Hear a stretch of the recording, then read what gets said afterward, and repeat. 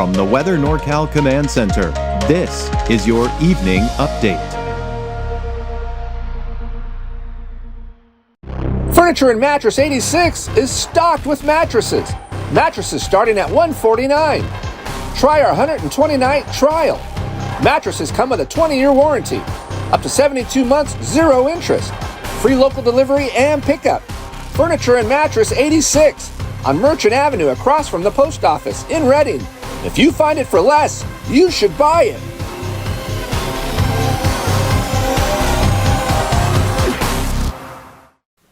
Good evening, everyone. I'm Meteorologist Mike Krueger, and these temperatures have dropped a little bit here. They've kind of just leveled out, and that's what I expect here as we go into tomorrow before we see a bigger dip in our temperatures over the weekend, even early next week. Speaking of the weekend, maybe some showers and thunderstorms here, especially for the higher elevations, but the valley, maybe some as well. A closer look at that in your deeper dive.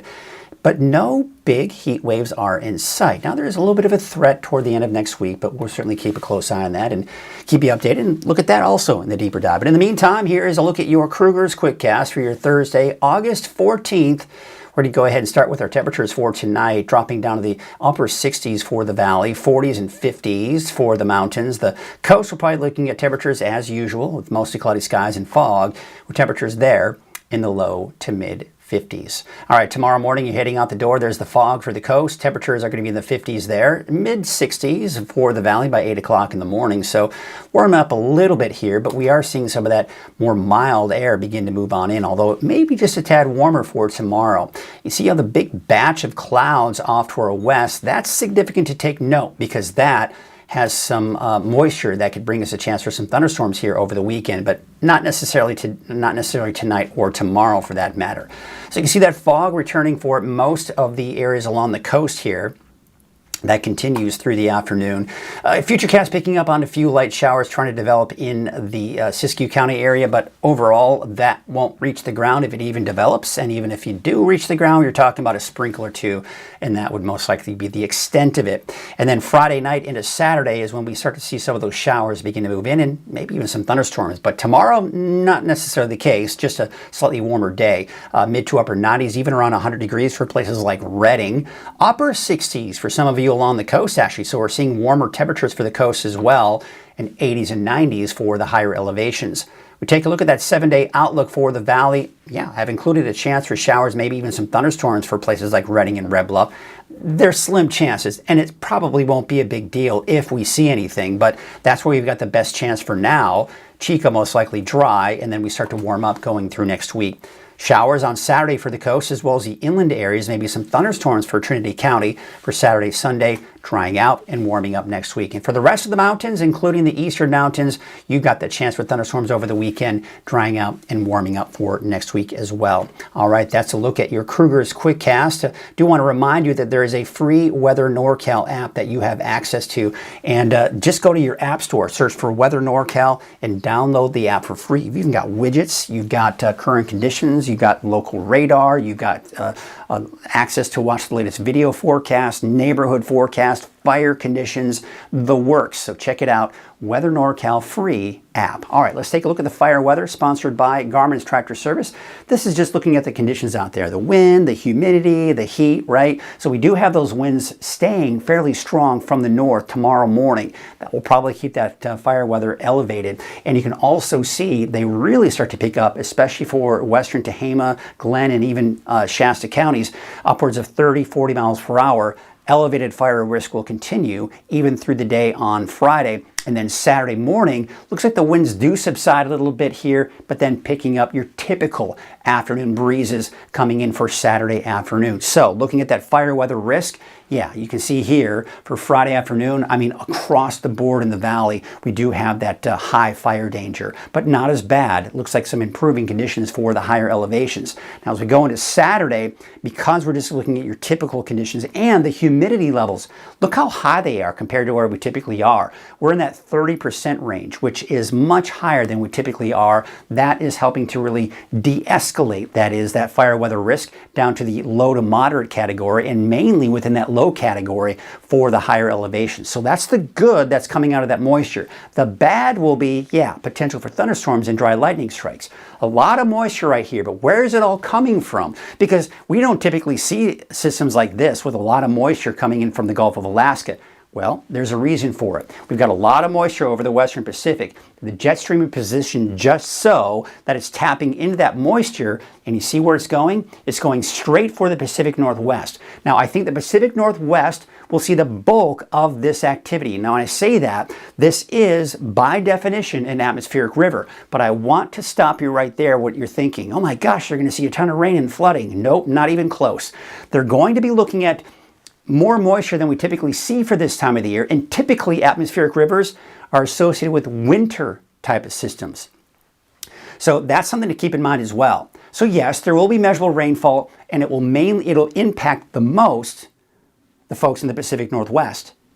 It'll impact us less, but it will have an impact on us. That's Friday. Now let's take you into Saturday. See how it shifts to the south. We still have a little bit of that tap of moisture, but Mother Nature is turning that spigot down a little bit here. And we're not going to see as much moisture pointed at Northern California, but there will be. I mean, we're getting into that moist atmosphere. That's the moisture source for the showers and thunderstorms we'll see on Saturday.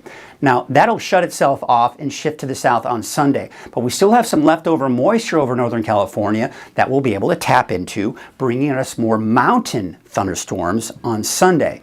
Then by Monday, Tuesday of next week, drier air is beginning to work its way in. No more showers, no more thunderstorms. We could use the rain, and that'll be certainly a welcome sight, but we are going to see some lightning strikes, and that's going to be a bit of a concern. Now, no rain, no thunderstorms for your Friday, although there could be a sprinkle or two for parts of Siskiyou County.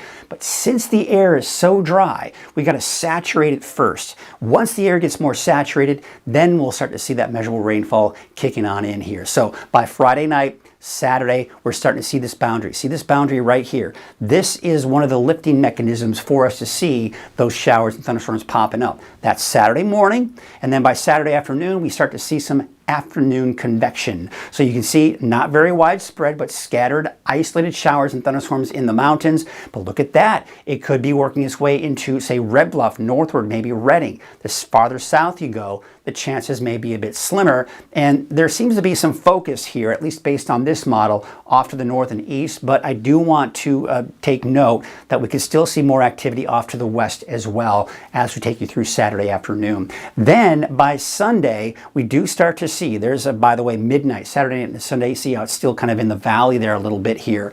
Then we go into Sunday, and it's mainly just the mountains that are seeing those afternoon thunderstorms. By Monday, Tuesday, as mentioned, we're going to dry things out, and this right here is what I've got my eyes on. That could be that next, I don't even want to call it heat wave, but bigger heat heading our way.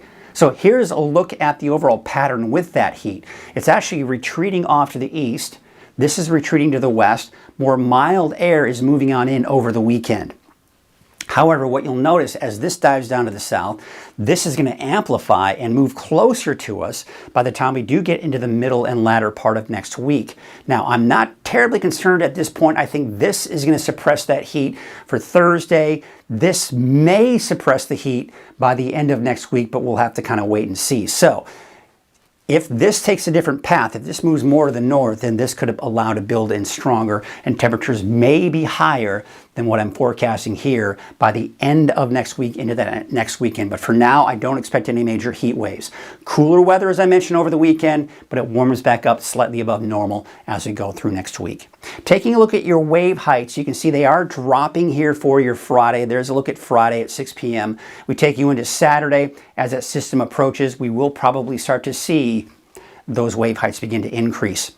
Here's a look at your neighborhood forecast, sponsored in part by Dignity Health. You can see, of course, those temperatures are going to be in the 80s and 90s. There's the chance for thunderstorms over the weekend. And now your Dignity Health North Coast neighborhood forecast. Showers on Saturday for the coast, drying out Sunday, and mid-60s on average up north, take you out to the inland areas. Showers, maybe even some thunderstorms on Saturday, but I think it's mainly going to be in the form of showers.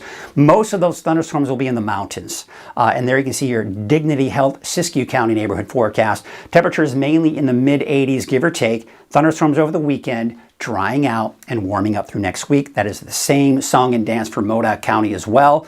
Through next week, getting a little bit warmer. For your Eastern Mountains neighborhood forecast, yep, afternoon showers and thunderstorms here for both Saturday and Sunday, drying out and warming up by early next week. Your Dignity Health Valley neighborhood forecast to the south, it's actually warming up a little bit here for tomorrow, and I think many of us could even get close to that 100-degree mark, especially to the north end of the valley. But look at Chico, up to 98 degrees tomorrow, but then you're back down into the mid to upper 80s by Sunday and Monday. We take you up to the north, about 100 degrees, maybe even a little bit warmer than that, maybe 101 in some spots here. Otherwise, 95 for Lakehead as well as Whiskeytown and 99 for Red Bluff. Take a look at that 7-day forecast for Redding, and sure enough, yes, I've got that chance in there. I've got to put that chance in there for maybe a stray sprinkle, a light shower, and an off chance for a thunderstorm. And I think the best chances will be late afternoon, early evening, but it could even go into the overnight hours of Saturday into early Sunday morning, but should be dry through the day on Sunday, and then warming up going through next week up to 102 by next Thursday. That's your evening update. I'll be back again tomorrow morning at 6 a.m. and live on Coffee with Krueger at 6:30. Have a great night.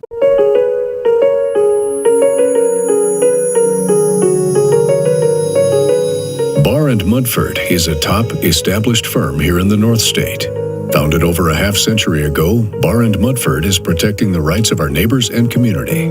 We take our commitment to our clients very seriously and provide a level of excellence unrivaled in the North State.